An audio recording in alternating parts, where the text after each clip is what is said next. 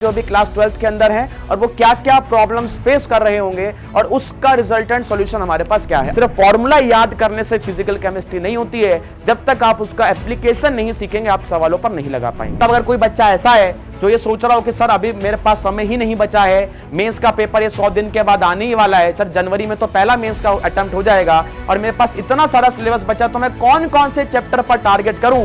कई बच्चों का 11th का बैकलॉग भी होता है, कईयों का 12th का बैकलॉग भी होता है, तो उसको सर मैं कैसे क्लियर करूं। तो हेलो बच्चों, मैं आपका होस्ट एंड दोस्त अंकुर गुप्ता और आज हम लोग जिस विषय पर बात करने वाले वो सबसे ज्यादा इंपॉर्टेंट विषय है जिसके बारे में आप सभी बहुत कंसर्न है। आज हम लोग बात करने वाले हैं कि सर हमारा जो मेंस का पेपर है वो बहुत करीब आ रहा है, तो क्या मैं इस समय पर भी बहुत अच्छे से मेंस को टारगेट कर सकता हूं? क्या मैं इस समय या इस बचे हुए समय में भी मैं अच्छे से परफॉर्म कर सकता हूं? क्या मैं बचा हुआ जो चैप्टर है या बचे हुए जो बैकलॉग है उसको क्या पूरा कर सकता हूं? तो मैं इस पूरे सेशन को जनरली दो पार्ट में क्लासिफाई कर रहा हूं। सबसे पहले तो हम लोग बात करने वाले उन बच्चों की जो अभी क्लास 12th के अंदर हैं, उनको क्या करना है समय पर, और उसके बाद हम लोग बात करेंगे उन बच्चों की जो ड्रॉपर्स हैं। तो सबसे पहले स्टार्ट करते हैं उन बच्चों के साथ जो अभी क्लास 12th के अंदर हैं और वो क्या क्या प्रॉब्लम्स फेस कर रहे होंगे और उसका रिजल्टेंट सॉल्यूशन हमारे पास क्या है। आइए जरा बोर्ड पर देखते हैं। अगर मैं सबसे पहले बात करता हूं क्लास 12th के स्टूडेंट्स की, तो उनके सामने जो सबसे बड़ा डाउट या सबसे बड़ी क्वेरी आती है वो ये आती है कि सर इस साल हमें अपना बोर्ड का एग्जाम भी देना है, तो सर मैं बोर्ड वर्सेस जेई को कैसे करूं। मतलब बच्चे अक्सर ये सोचते हैं कि जैसे जैसे बोर्ड का एग्जाम करीब आता जाता है उनके मन में जेई को लेकर थोड़ा सा डर पैदा होने लगता है कि सर मुझे बोर्ड की तैयारी भी करनी है, मुझे जेई के लिए प्रिपेयर भी करना है। तो ये सभी टीचर्स आपको बहुत अच्छे से बताते आए हैं कि आपको जेई की तैयारी करते समय ही आपको बोर्ड पर भी ध्यान देना है। अगर मैं केमिस्ट्री की बात करता हूं स्पेसिफिकली, तो आप अच्छे से जानते हैं कि केमिस्ट्री में हमारे पास टोटली 3 पोर्शन हुआ करते हैं, एक तो inorganic chemistry, organic chemistry and physical chemistry. अगर मैं एनसीईआरटी की बात करता हूं तो एनसीईआरटी में ऑर्गेनिक केमिस्ट्री में तो ज्यादा आपको ऐसा जरूरत नहीं पड़ेगी, बट अगर मैं बात करता हूं इनऑर्गेनिक केमिस्ट्री की और फिजिकल केमिस्ट्री की, तो जो भी आपको इनऑर्गेनिक केमिस्ट्री पढ़ाता है वो हमेशा एक बात जरूर बोलता है कि साथ साथ एनसीईआरटी को रीड करते चले। मतलब ऐसा कोई अलग से बोर्ड की तैयारी करने जैसा कुछ होता नहीं है। इसका मतलब अगर आप जेई की तैयारी कर ही रहे हैं तो साथ साथ ऑटोमेटिक से बात है आपकी बोर्ड की तैयारी भी हो रही होगी, क्योंकि आप ऐसा तो है नहीं कि बोर्ड में बहुत अच्छे मार्क्स स्कोर करना चाहते हैं, आप डिसेंट मार्क्स स्कोर करना चाहते हैं और आपका मेन ऑब्जेक्टिव यहां पर यह है कि आप जेई में अच्छे मार्क्स से पास हो और जेई में अच्छा कॉलेज आप सभी को मिल पाए। तो पहली बात ध्यान रखिएगा, इस डायलेमा में मत पड़े कि सर बोर्ड पे फोकस करें क्या जेई पर फोकस करें। आप अगर जेई के लिए प्रिपेयर कर ही रहे हैं तो ऑटोमेटिक सी बात है बोर्ड की तैयारी भी साथ साथ आपकी चल रही है। एडिशनली आप क्या कर सकते हैं केमिस्ट्री के लिए कि आप इनऑर्गेनिक केमिस्ट्री की एनसीईआरटी को साथ साथ सॉल्व करें। इनऑर्गेनिक केमिस्ट्री के अंदर जो आप सभी को इंटेक्स क्वेश्चन दिए गए हैं उन सभी के आंसर्स लगाएं, जो बैक एक्सरसाइज दी गई उन सभी के आंसर्स लगाएं। इसके साथ साथ जब भी आपका कोई एक चैप्टर प्रिपेयर हो जाता है तो उसके बाद जो पीवाईक्यू होते हैं आपके बोर्ड एग्जाम के, उसको भी आप साथ साथ सॉल्व कर सकते हैं। क्योंकि हम लोग ऐसा नहीं कर सकते कि सर पहले मैं जेई के लिए अच्छे से प्रिपेयर कर लेता हूं, उसके बाद जो बचा हुआ समय होगा मैं उनको बोर्ड पर दे दूंगा। बोर्ड की तैयारी भी ऑटोमेटिक से बात आपको साथ साथ करनी पड़ेगी। उसके करने के लिए एडिशनली आपको कोई हाथ पैर मारने की जरूरत नहीं है। आप सिंपल बस क्या कर सकते हैं, जो एनसीईआरटी के इंटेक्स क्वेश्चंस हैं, एनसीईआरटी की बैक एक्सरसाइज है, इसके अलावा जो आप सभी के सीबीएसई बोर्ड है, जो भी आप स्टेट बोर्ड में हैं, उसके जितने भी प्रीवियस ईयर के सवाल हैं उनको आप एक बार अटेम्प्ट खुद से कर सकते हैं। तो ज्यादा इसमें आपको ऐसा हेडेक लेने की जरूरत नहीं है। सेकंड जो सबसे बड़ा फियर बच्चों के दिमाग में आता है वो होता है सर क्लास 11th और क्लास 12th पर किस पर फोकस करें। क्योंकि पहली बात क्लास 12th में अगर मैं बात करता हूं केमिस्ट्री पोर्शन की, तो ऑर्गेनिक केमिस्ट्री का सबसे ज्यादा वेटेज क्लास 12th के अंदर पढ़ाया जाता है। अगर मैं बात करता हूं मेनली जितनी भी रिएक्शंस हैं वो तो सब आप क्लास 12th में ही पढ़ते हैं और उनको समझने के लिए आपको 11th के कुछ बेसिक्स आने चाहिए। तो काफी बच्चे क्या करते हैं 11th को पैरेलल में लेकर चलते हैं, बट मेजॉरिटी जनता ऐसी होती है जो 11th को पैरेलल में लेकर नहीं चल पाती है और वो 12th पर फोकस करती है। अब देखो दो तरह के बच्चे हो सकते हैं। अगर आप उनमें से हैं जिनका अभी 12th बिल्कुल हाथों में चल रहा है, मतलब जैसा टीचर क्लास में पढ़ा रहे हैं आप उनके साथ बिल्कुल पैरेलल चल रहे हैं, क्लास 12th के अंदर किसी भी टाइप का आपका बैकलॉग नहीं है, तो आप 11th क्लास के एक एक टॉपिक को उठाकर उसको रिवाइज करना शुरू कर सकते हैं। जैसे अगर मैं सबसे पहले बात करता हूं ऑर्गेनिक केमिस्ट्री की, क्योंकि मैं ऑर्गेनिक केमिस्ट्री पढ़ाता हूं, तो ऑर्गेनिक केमिस्ट्री में जनरली आपको 2 चैप्टर की रिक्वायरमेंट पड़ती है। एक तो आपका होता है आईयूपीएससी नॉमेनक्लेचर और दूसरा आपका होता है जनरल ऑर्गेनिक केमिस्ट्री। अगर मैं आइसोमेरिज्म की बात करता हूं तो उसका मेन वेटेज तो आपके क्लास 12th में आता है, जिसको ऑप्टिकल आइसोमेरिज्म बोलते हैं। यानी अगर आप हाइड्रोकार्बन या फिर आप हेलो एल्केन हेलोरीन या एल्कोहल फिनॉल ईथर के भी सवाल कर रहे हैं तो ऑटोमेटिक सी बात है आपके जीओसी के कंसेप्ट साथ साथ रिवाइज हो रहे हैं। इसका मतलब क्लास 11th ऑर्गेनिक केमिस्ट्री की स्पेसिफिक बात की जाए तो ऐसे आपको अलग से उठा के पढ़ने की जरूरत नहीं होती है, क्योंकि रिएक्शंस के अंदर ही ऑटोमेटिक सी बात है जीओसी के सारे फैक्टर इंक्लूड हो जाते हैं। जैसे अगर मैं बात करता हूं इंटरमीडिएट की स्टेबिलिटी की, या फिर एरोमेटिसिटी की, या फिर अल्फा हाइड्रोजन कैलकुलेशन की, तो सारी बातें हम लोग रिएक्शन में कर ही लेते हैं। पर अगर मैं बात करता हूं फिजिकल केमिस्ट्री की और इनऑर्गेनिक केमिस्ट्री की, तो फिजिकल केमिस्ट्री में मेनली जो आपका चैप्टर बार बार रिपीट होता है वो आपका कौन सा होता है? मोल कंसेप्ट। मोल कंसेप्ट की जरूरत आपको पढ़ने वाली है फिजिकल के अंदर भी, और क्योंकि हम लोग जेई के एस्पिरेंट्स हैं तो मोल कंसेप्ट की जरूरत आपको ऑर्गेनिक में भी पढ़ने वाली है। जी हां, मोल कंसेप्ट की जरूरत सिर्फ फिजिकल के लिए इंपॉर्टेंट नहीं है, वो आपको ऑर्गेनिक केमिस्ट्री में भी एडवांस के सवाल सॉल्व करने में हेल्प करेगी। और आजकल जो जेई मेंस के सवाल आते हैं उनमें भी कुछ हद तक मोल कंसेप्ट की छाप दिखाई देती है ऑर्गेनिक केमिस्ट्री के सवालों में। तो एक बात अच्छे से ध्यान रखिएगा कि अगर अभी आपका क्लास 12 अच्छे से चल रहा है, मतलब जो टीचर क्लास में करा रहे हैं अगर आप उनके साथ बिल्कुल सिंक में चल रहे हैं, तो आप क्या कर सकते हैं, जो सैटरडे संडे का समय आपको मिलता है, जैसे मान लो आपकी मंडे से फ्राइडे तक क्लासेस रहती है, या आपको हो सकता है सैटरडे भी क्लासेस रहती हो, जो आपका संडे का पार्ट आपके पास बचता है उसमें आप यूज कर सकते हो संडे को अपना क्लास 11 का पोर्शन रिवाइज करने के लिए। अब कोई बच्चा कहेगा सर मेरा तो क्लास 12 का ही बैकलॉग है तो मैं 11th कहां से रिवाइज करूंगा, तो आप एक काम कर सकते हैं, पहले जो आपका 12th क्लास का सिलेबस है उसको पूरा हो जाने दीजिए। हो सकता है क्योंकि आपका भी जो 12th क्लास का सिलेबस है बिल्कुल मिडवे में होगा, और वो अगर अप्रोक्सीमेटली हम लोग बात करते हैं तो वो आपका अक्टूबर के एंड में लगभग सभी का कंप्लीट हो जाता है। तो उसके बाद जो बचा हुआ आपके पास 2-2.5 महीने का समय है, उसके अंदर भी आप 11th क्लास को रिवाइज कर सकते हैं। तो ये आप अपनी कन्वीनियंस के अकॉर्डिंग रखकर चलें। अगर आप 12th क्लास में बिल्कुल सिंक में चल रहे हैं तब तो 11th को पैरेलल शुरू कर दीजिए। अगर आप अभी 12th में ही पीछे चल रहे हैं तो कोई दिक्कत वाली बात नहीं, कोई टेंशन लेने की जरूरत नहीं है, पहले सिलेबस पूरा हो जाने दीजिए और उसके बाद आप क्लास 11th के टॉपिक्स को वापस रिवाइज कर सकते हैं। इसके बाद जो तीसरा सबसे बड़ा सवाल बच्चों के दिमाग में रहता है, यानी 12th क्लास के स्टूडेंट्स के दिमाग में रहता है, वो होता है बैकलॉग। सर मेरा तो 11th में बहुत सारा बैकलॉग बचा है, सर मैं पहले यहां पढ़ रहा था, मैं यहां पढ़ रहा हूं, सर पहले कोई और पढ़ाता था, अब कोई और पढ़ाता है, सर मेरा 11th का बहुत सारा बैकलॉग जो है वो भी बचा हुआ है। कई बच्चों का 11th का बैकलॉग भी होता है, कईयों का 12th का बैकलॉग भी होता है, तो उसको सर मैं कैसे क्लियर करूं? सबसे पहली बात समझना, सबसे पहले आप उस कंसर्न टीचर से बात कीजिए जो आपको 12th क्लास में पढ़ा रहे हैं। उनसे पूछे सर जो 12th क्लास के चैप्टर समझने के लिए 11th के वो कौन कौन से चैप्टर हैं जिनकी मुझे जरूरत पड़ने वाली है, उनको आप एक बार क्विक रिकैप कर लीजिए, उनको एक बार रिवाइज कर लीजिए, और जो बचे हुए 11th क्लास के इंडिपेंडेंट चैप्टर हैं उसको आप 12th क्लास के पूरा हो जाने के बाद, यानी 12th क्लास के सिलेबस को पूरा करने के बाद उसको आप अच्छे ढंग से रिवाइज कर सकते हैं। तो सबसे पहली बात क्या करनी है आपको, जो 11th क्लास के डिपेंडेंट चैप्टर्स हैं उन पर सबसे पहले टारगेट करना है। अब बच्चा कहेगा सर 12th का तो चैप्टर चल ही रहा है, मैं 11th कहां से रिवाइज करने बैठूंगा? भाई सैटरडे संडे का समय तेरे पास होता है, तो सैटरडे संडे का जो समय तेरे को मिल रहा है उसके अंदर 11th क्लास के डिपेंडेंट चैप्टर, ध्यान रखना डिपेंडेंट चैप्टर सबसे पहले टारगेट करने हैं, उसके बाद 11th क्लास के इंडिपेंडेंट चैप्टर पर आपको फोकस करना है ना? इतनी बात आपको समझ में आ रही होगी।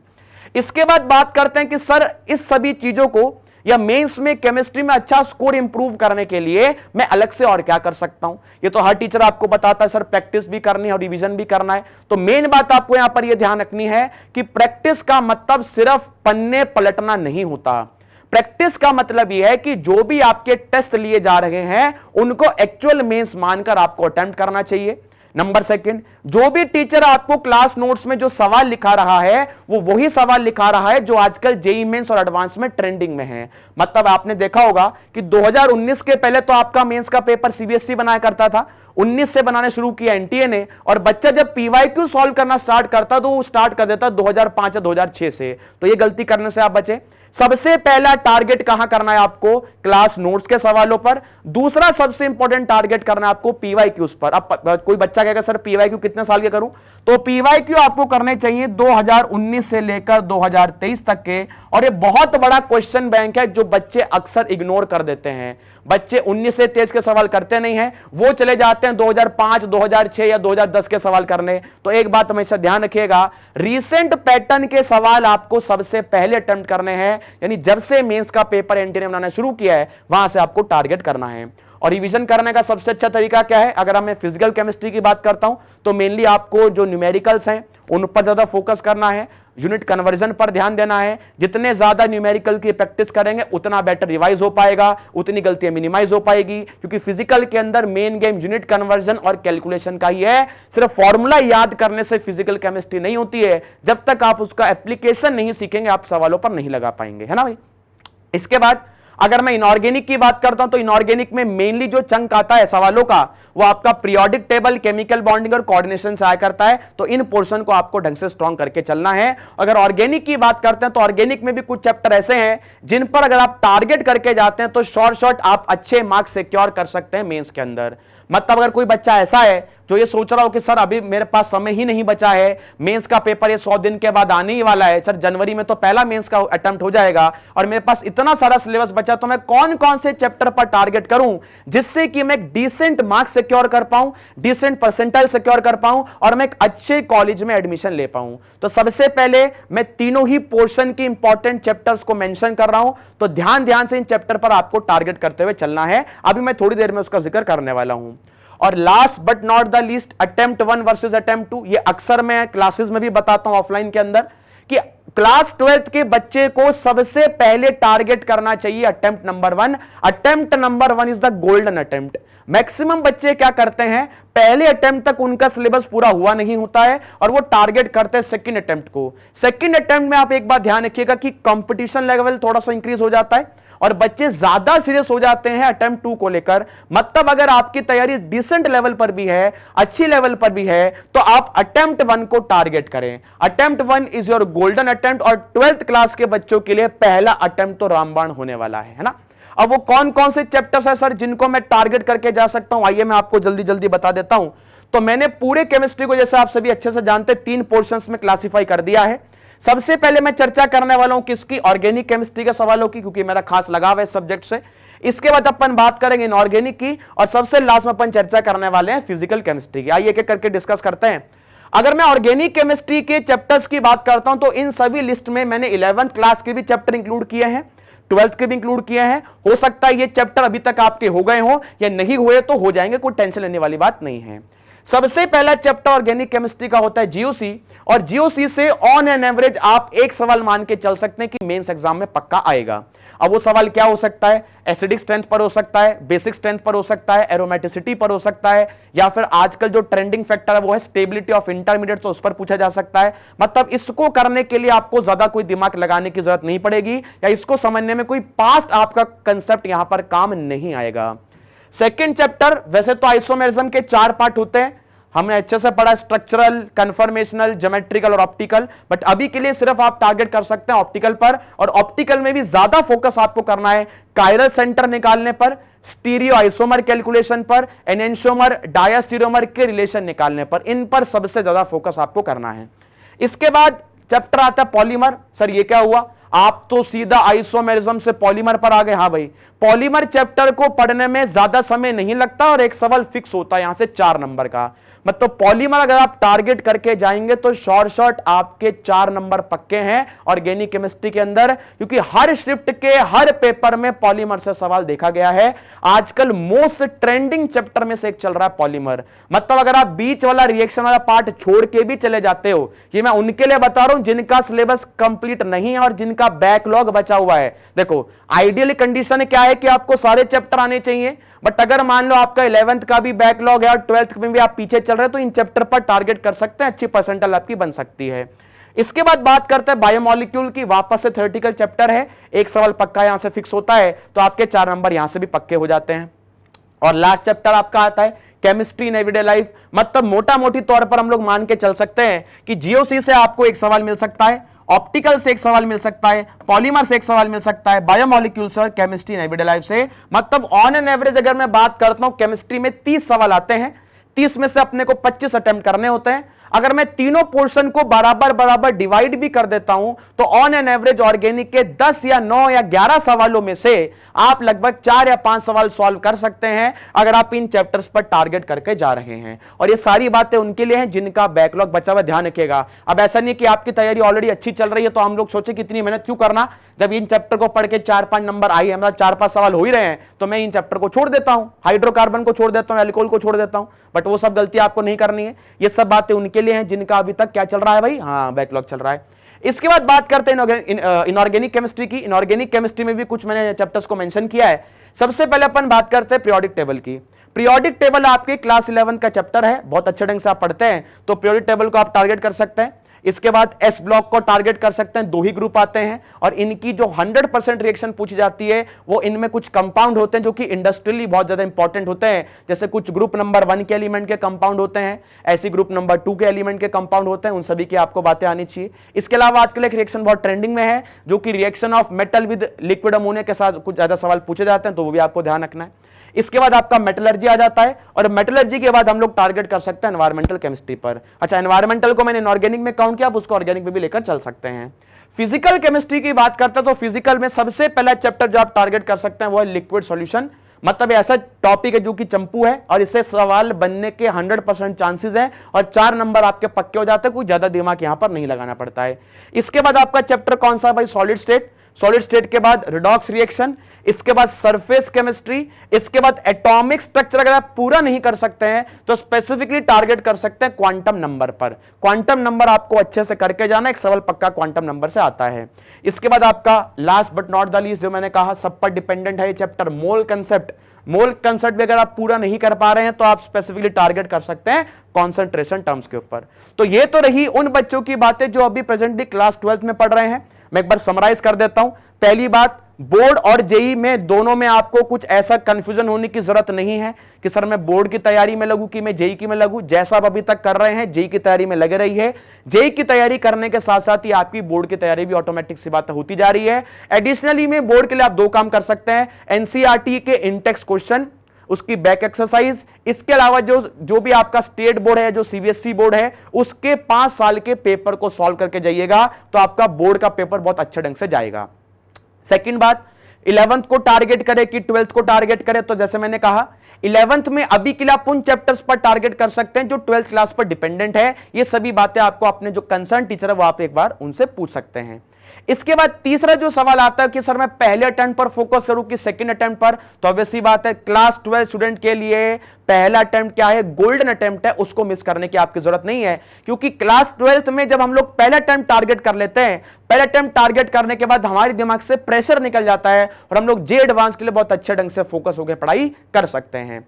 इसके बाद सर बैकलॉग का क्या करना, तो मैं ऑलरेडी बता चुका हूं। बैकलॉग में आप क्या करें, पहले डिपेंडेंट चैप्टर पर टारगेट करें जो आपको समय मिल रहा है। जैसे अगर आप मंडे से फ्राइडे तक क्लासेस कर रहे हैं तो सैटरडे संडे आपके पास अगर फ्री है तो सैटरडे को यूटिलाइज कीजिए अपनी 11th क्लास की रिवीजन में, और 12th जो आपका संडे है उसको आप यूज कर सकते हैं क्लास 12 के कंटिन्यूइंग चैप्टर से रिवीजन करने पर। यह आपको ध्यान रखना है। इसके बाद अगर मैं बढ़ता हूं ड्रॉपर स्टूडेंट्स के ऊपर, तो ड्रॉपर की सबसे मेन स्थिति क्या होती है एक बार इसको समझ लेते हैं। क्योंकि ड्रॉपर जनरली क्या करते हैं, लेट स्टार्ट करते हैं। अगर मैं 12th क्लास स्टूडेंट्स को कंपेयर करता हूं तो ड्रॉपर स्टूडेंट्स जनरली जो सबसे बड़ा लैग करते हैं वो सिलेबस कंप्लीशन में होता है।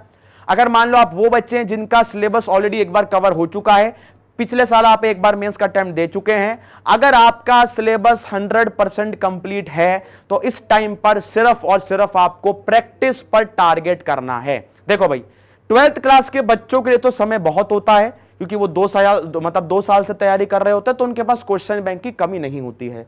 ड्रॉपर स्टूडेंट्स के लिए सबसे बड़ी बात क्या होती है कि उनको कंसाइज मैनर में जितना पॉइंट टू पॉइंट सवाल आते हैं मेंस में, उसी लेवल के सवाल सॉल्व करने की जरूरत होती है। तो उसके लिए मैं वापस से 2 ही बातें आपको भी सेम बताना चाह रहा हूं। सबसे पहले क्लास नोट्स के इलस्ट्रेशंस को सॉल्व करना। इसके बाद नंबर सेकंड आपको फोकस किस पर करना है, पीवाईक्यूज पर, और पीवाईक्यूज में भी 19 से लेकर 23 तक के पीवाईक्यू। अगर आप ये 5 साल के भी नहीं कर पा रहे हैं तो स्टार्ट करना है रीसेंट ईयर से, पहले 23 के, फिर 22 के, फिर 21 के, फिर 20 के। इस तरह से आपको पीवाईक्यूज को अटेम्प्ट करना है। इसके बाद सबसे बड़ा जो फोकस होना चाहिए इस टाइम पर, ये मैं उन बच्चों के लिए बता रहा हूं जिनका सिलेबस ऑलरेडी कंप्लीट है, मॉक टेस्ट के ऊपर। देखो बच्चा क्या सबसे बड़ी गलती करता है, वो मॉक टेस्ट को ढंग से अटेम्प्ट नहीं कर पाता है, या अगर कर भी लेता है तो उसको एनालाइज नहीं कर पाता है। सबसे पहली बात, मॉक टेस्ट बहुत अच्छे ढंग से आपको देने हैं। ये मैं दोनों तरह के बच्चे के लिए बता रहा हूं, जो 12th में पढ़ रहे हैं, जो अभी ड्रॉपर हैं, दोनों को मॉक टेस्ट बिल्कुल भी स्किप नहीं कर रहे हैं। क्योंकि कितने भी हम लोग प्रैक्टिस कर लें, कितने भी हम लोग सवाल लगा लें, जब तक हमारा दिमाग लिमिटेड टाइम फ्रेम में काम करने के लिए अडेप्ट नहीं होगा, तब तक हमें पता ही नहीं चल पाएगा कि हमारा वो कंसेप्ट कितना ज्यादा स्ट्रांग हो पाया है।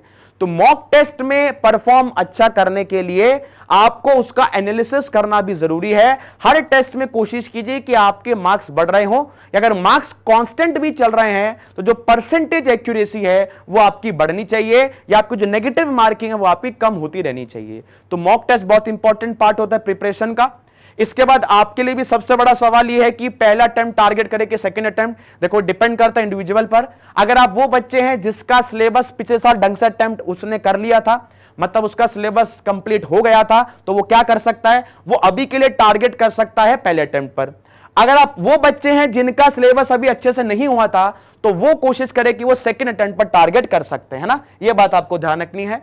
इसके बाद लास्ट ये ऐसी बात है जो कि दोनों तरह के बच्चों के लिए इंपॉर्टेंट है। कहने को मैंने ड्रॉपर के अंदर लिखा है, बट ये हर तरह के बच्चे के लिए है, चाहे वो जेई का हो, नीट का हो, किसी भी कॉम्पिटिटिव एग्जाम का हो। हेल्दी रूटीन बनाना बहुत एसेंशियल है। हेल्दी रूटीन का मतलब डिसेंट अमाउंट ऑफ स्लीप आपको लेनी चाहिए। अननेसेसरीली प्रेशर अपने दिमाग पे क्रिएट करने की जरूरत नहीं है कि आप कोशिश कर रहे हैं कि आप 3 बजे सो रहे हैं, ऊपर 6 बजे उठ रहे हैं, मतलब काफी बच्चों का स्लीप साइकिल बिगड़ा होता है। तो ध्यान रखिएगा, इस टाइम पर 6 से 7 घंटे की स्लीप आपके लिए एसेंशियल है। अगर 7 घंटे नहीं हो पा रहा तो 6 घंटे तो मिनिमम आपको लेने ही चाहिए। मतलब अगर आपके पास होमवर्क करने को बहुत ज्यादा है, अगर आपका बैकलॉग बचा हुआ है, तो आप 6 घंटे कर सकते हैं। ऐसा नहीं कि 6 घंटे से भी कम कर रहे हैं। अब काफी बच्चे क्या करते हैं, वो डिस्ट्रैक्ट हो जाते हैं, मोबाइल चलाने लग जाते हैं। अब मान लो वो क्या कर रहे हैं, मोबाइल चला रहे हैं या अपने दोस्त के साथ गप्पे मार रहे हैं, तो वो क्या सोचते हैं, भाई चलो पढ़ाई का टाइम है, पढ़ाई का समय वो खराब तो ना हो, तो वो क्या करते हैं, नींद का समय यहां से कम कर देते हैं। भाई जितनी भी आपकी पढ़ाई के अलावा एक्टिविटी है उसको रिड्यूस कर दो, टाइम फ्रेम में उसको करो। सबसे मेन बात क्या है, दिमाग तभी चलेगा जब आप डिसेंट अमाउंट ऑफ स्लीप लोगे। तो पहली बात तो डिसेंट अमाउंट ऑफ स्लीप लेना बहुत जरूरी है। दूसरा, हेल्दी डाइट रखिए। अगर आप तैयारी कर रहे हैं, अपने आपके पेरेंट्स साथ में रह रहे हैं, तो वो ऑलरेडी आपकी डाइट का ख्याल रख रहे होंगे। अगर आप इंडिविजुअल हैं और घर से दूर रहकर तैयारी कर रहे हैं, तो वो काम आपको खुद से करना पड़ेगा। मतलब डाइट को ज्यादा कॉम्प्रोमाइज मत कीजिएगा। डाइट बहुत एसेंशियल पार्ट होता है प्रिपरेशन का। भाई जब तक आप पेपर के अटेम्प्ट या पेपर में नहीं बैठ जाते, तब तक काम तो नहीं चलेगा। और वहां तक बैठने पर भी आपकी बॉडी बहुत अच्छे ढंग से मेंटेन होनी चाहिए। इसका मतलब आपका हेल्दी लाइफस्टाइल होना चाहिए, डिसेंट अमाउंट ऑफ स्लीप होना चाहिए, इसके अलावा प्रॉपर डाइट होना चाहिए। और कोशिश कीजिए कि बीच में आधा घंटा या 45 मिनट आप कोई वॉक कर लें। मेडिटेशन कर सकते हैं, बहुत अच्छा सोर्स होता है मोटिवेशन का। मेडिटेशन कर सकते हैं, वॉक कर सकते हैं। अगर किसी को जिमिंग का शौक है तो जिम कर सकते हैं, या मतलब थोड़ा सा अपने लिए भी समय निकालिए। मतलब ऐसा नहीं कि पूरा दिन आपका ऐसा हेक्टिक हो जाए कि आप सारे दिन में कुछ ना कुछ और एक्टिविटी में इन्वॉल्व रहें, सारे दिन पढ़ते हैं। भाई दिमाग है, इसको भी थोड़ा सा रेस्ट की जरूरत होती है। तो अगर बात करें तो अभी भी ऐसा नहीं मान सकते हैं कि हमारा सारा समय खत्म हो गया है और हम लोग सभी भी मेंस का टर्न बहुत नजदीक आ रहा है, तो हम लोग बिल्कुल अच्छे से टारगेट नहीं कर सकते हैं। अभी भी समय आपके पास बचा हुआ है। अगर पर एक बात का ध्यान रखिएगा, अगर आपने इन सभी चीजों को फॉलो नहीं किया तो आपको दिक्कत हो सकती है। तो इन सभी चीजों को बहुत बारीकी से स्टडी कीजिए, इन चीजों पर बारीकी से ध्यान दीजिए, और जो भी मैंने आप सभी को चीजें बताई उन सभी पर अमल करने की कोशिश करें। तो आई होप कि आप सभी की तैयारी बहुत अच्छे से चल रही होगी, है ना, और आप सभी अपने टेस्ट भी प्रॉपर दे रहे होंगे। जो भी क्वेरी आपकी रह जाती है वो नीचे कमेंट सेक्शन में पूछना मत भूलिएगा, है ना। जो भी आपकी क्वेरी हो, जो भी आपका डाउट हो रिगार्डिंग टेस्ट कितने देने चाहिए, मॉक टेस्ट में कितने नंबर अच्छे होने चाहिए, सेफ स्कोर क्या है मेंस में कॉलेज मिलने का, इस तरह का जो भी सवाल है, जो भी हम लोग कोशिश करेंगे नेक्स्ट सेशन में लेने की, तो जो भी आपका सवाल है वो नीचे कमेंट सेक्शन में बताना मत भूलिएगा। जल्दी मिलते हैं फिर आपसे नेक्स्ट सेशन में। Till then keep preparing and all the very best.